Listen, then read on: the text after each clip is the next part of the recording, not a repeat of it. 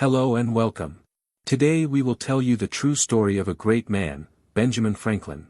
He was a brilliant scientist, inventor, and a kind person who spent his life helping others. Listen carefully.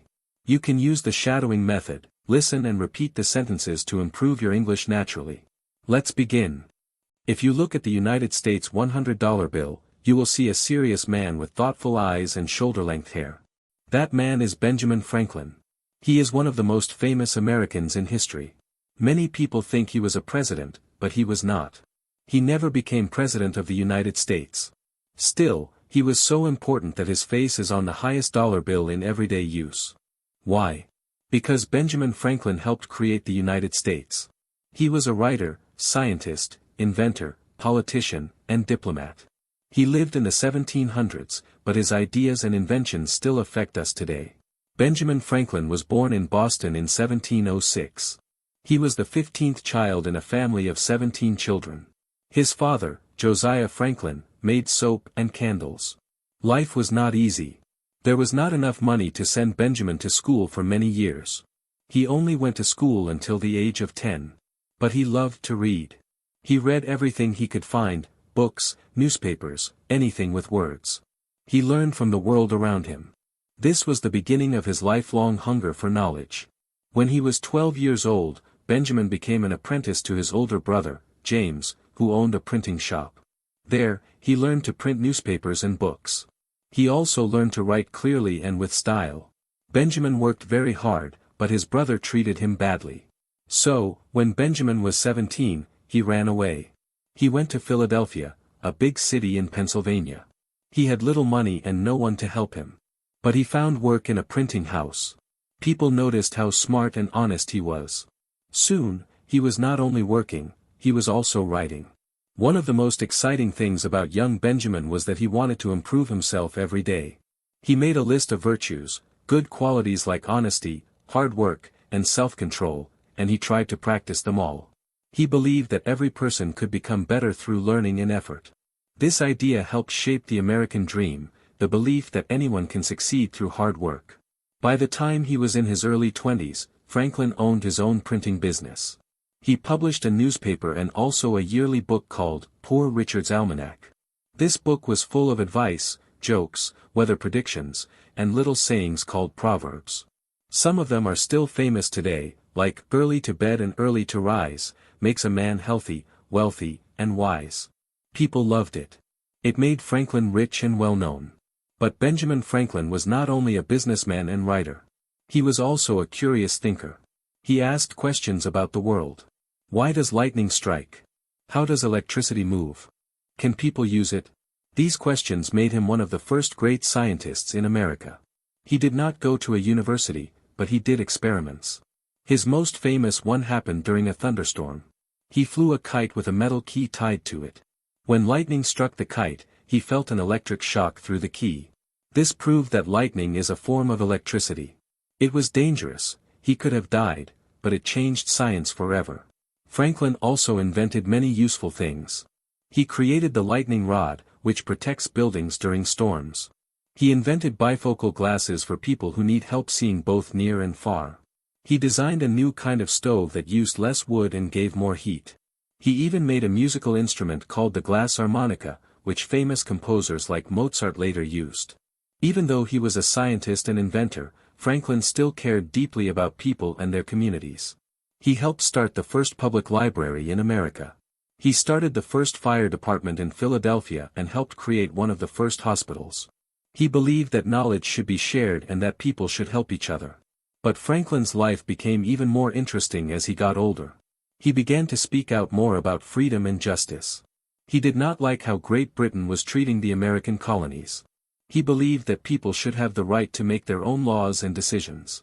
At first, he tried to solve the problems between Britain and America by talking.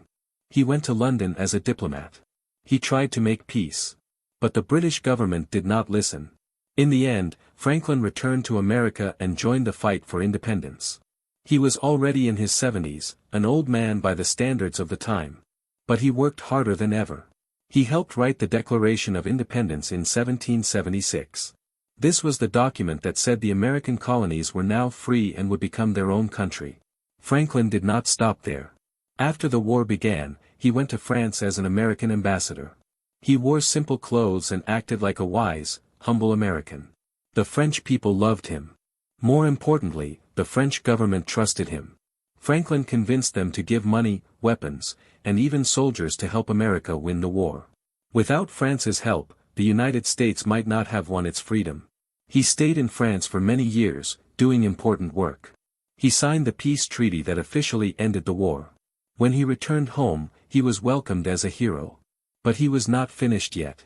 He helped write the United States Constitution in 1787. That document became the foundation of the American government. Even though he was old and in pain, Franklin still attended the meetings. He still gave advice. He still cared about the future. In one letter, he wrote, "I am doing my best to finish my life well, like a good actor leaving the stage with grace." He died in 1790 at the age of 84. More than 20,000 people came to his funeral in Philadelphia. He had lived a long, full life, one full of learning, work, discovery, and service. After Benjamin Franklin died, many people in America and in Europe felt a deep loss. This old man with curious eyes and clever words had changed the world in many ways. But what made him so special? Why do we still talk about him more than 200 years later? It was not just because he was smart. It was because he used his knowledge to help others. Franklin believed in progress. He believed that people could solve problems if they used reason, science, and cooperation. In a time when many people still believed in old traditions, Franklin asked, "What if we try something new?" That question led to some of the biggest changes in science, society, and government. Let's go back to his scientific work for a moment. When Franklin studied electricity, people knew very little about it. They saw lightning in the sky, they sometimes felt static shocks, but they didn't know what electricity was or how it worked.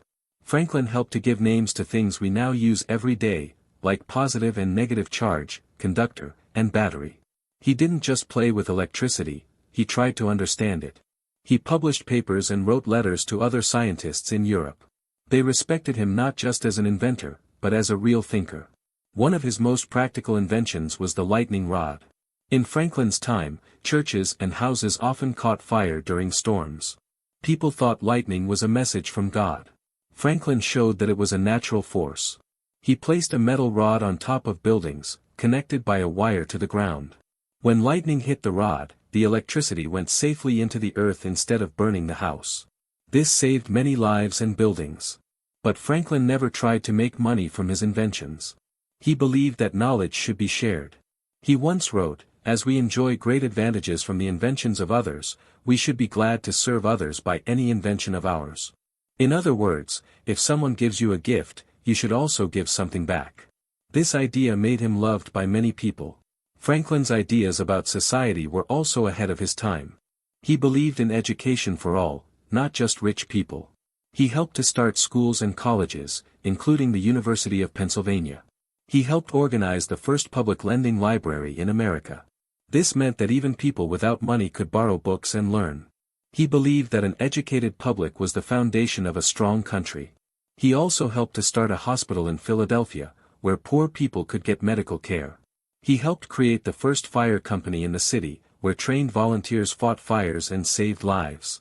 These were not normal ideas in the 1700s. Most cities had no public services. But Franklin believed that people could solve problems together. He even thought about clean streets and clean air. He asked people not to throw trash on the roads.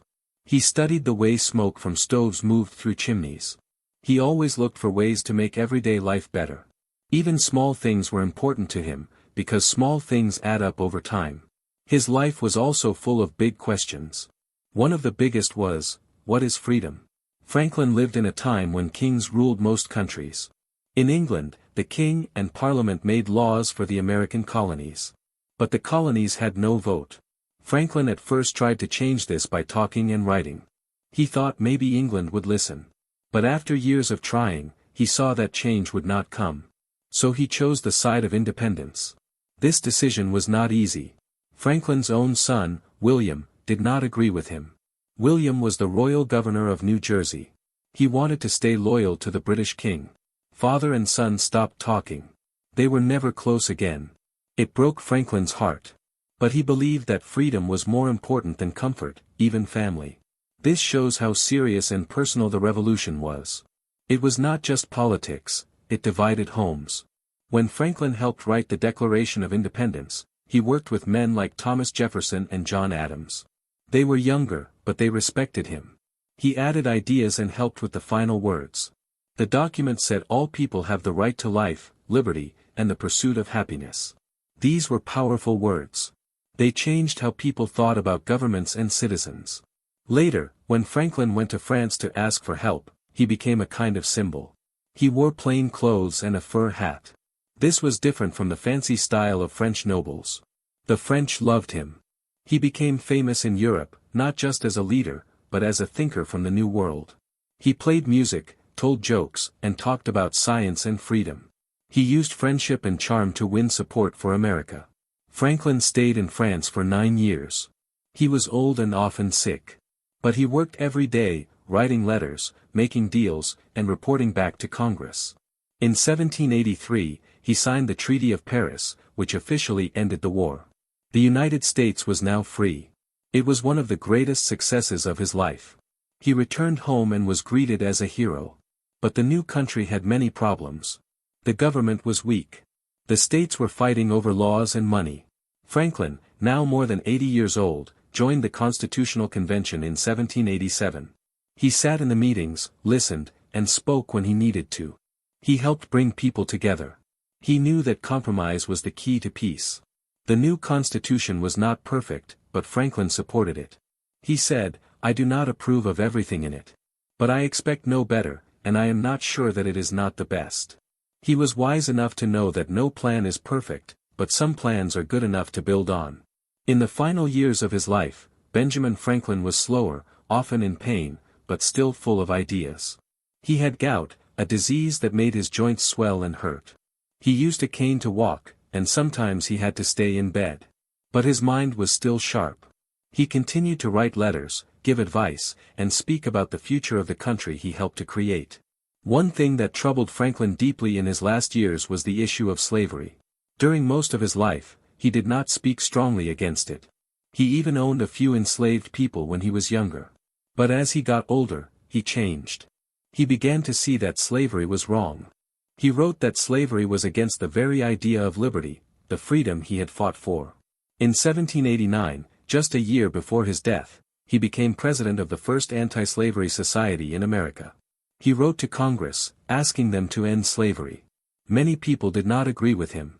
Some even attacked him in newspapers. But Franklin did not stop. He believed that a free country could not truly be free if it allowed people to be owned like property.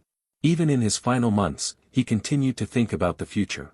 He wrote essays and letters about science, education, politics, and morals. One of his final writings was a clever letter that used humor to make a serious point. In it, he pretended to be an old man from the past, warning people about how wrong it is to judge others based on race or class. Franklin used wit and reason to try to change people's hearts. He never shouted. He just made people think. He died in Philadelphia in April 1790. He was 84 years old. His funeral was one of the largest the city had ever seen. About 20,000 people came, almost the whole population of the city at the time. Leaders from many countries sent messages of sorrow and respect. People across the world knew that a great man had passed away. George Washington, the first president of the United States, wrote that Franklin was a man whose genius, talents, and virtues were not only known in his own country, but admired by all civilized nations. Thomas Jefferson said Franklin was the greatest man of the age and the most lovable. Even in death, Franklin continued to inspire. Today, we still see Franklin's face on the $100 bill. But that paper is not just money. It's a reminder. A reminder that one man, without much formal education, born into a large and poor family, could rise through effort, curiosity, and service to others. He was never president. He never led armies in battle. But his pen and his mind helped shape a new nation. His life teaches many lessons. One is the power of learning. Franklin taught himself so many things: writing, science, business, languages, music. He was always curious. Always asking, why, and how, and what can we do better? He believed that knowledge was the key to a better world. Not just for the rich or powerful, but for everyone. Another lesson is about hard work. Franklin woke up early. He planned his days carefully. He believed in discipline and effort. But he also believed in rest and fun. He laughed often. He told jokes. He played music. He knew that a full life includes joy. And most of all, Franklin believed in service. He worked not just for himself, but for his community. He helped build schools, hospitals, libraries, fire departments. He worked for peace. He tried to bring people together, even when they disagreed. He believed that a country could only succeed if people helped each other. Over the years, many myths have grown around Franklin. Some stories are bigger than life. But the real Franklin is more interesting than any myth. He was not perfect. He made mistakes. He argued with his son. He was silent too long about slavery. But he grew. He learned. He changed. He kept trying to be better. And he believed others could too. He once said, "Tell me and I forget. Teach me and I remember. Involve me and I learn." These words still guide teachers, leaders, and learners today. He also said, "Well done is better than well said." That was how he lived, not just with words, but with action. Franklin's legacy is all around us. It's in the libraries and public schools. It's in the idea that science should serve people. It's in the belief that governments must listen to the people. It's even in the lightning rod on top of a house, protecting it during a storm. If you ever visit Philadelphia, you can see where Franklin lived, worked, and walked. You can stand near his simple grave, where the stone says only, Benjamin and Deborah Franklin. People still place coins on the stone, as a small tribute. Not because he was rich, but because he gave the world so much. And so, Benjamin Franklin's story is not just a history lesson. It's a human story. A story about curiosity, courage, and compassion. A story about how one life, lived with purpose, can change many others. It's a story that reminds us to ask questions, try new things, and help our neighbors. And the next time you hold a $100 bill, look at that face with the calm eyes and small smile. That is Benjamin Franklin. Printer, inventor, scientist, writer, diplomat, founder. A man who never stopped learning, never stopped trying, and never stopped believing in a better future.